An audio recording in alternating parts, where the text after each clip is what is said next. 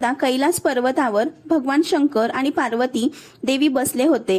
त्यावेळी पार्वती देवीला मस्करी करण्याची कल्पना सुचली। त्यांनी अत्यंत सहजपणे आणि प्रेमाने आपले दोन्ही हातांनी शंकरांचे डोळे झाकले।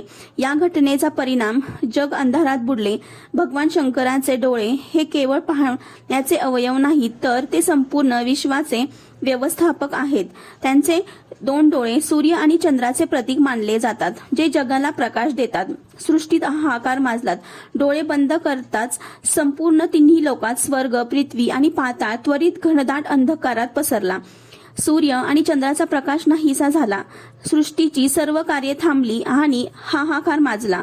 तिसरा डोळा उघडला। विश्वाची ही स्थिती पाहून शंकरांनी तात्काळ आपल्या कपाळावरील तिसरा डोळा उघडला।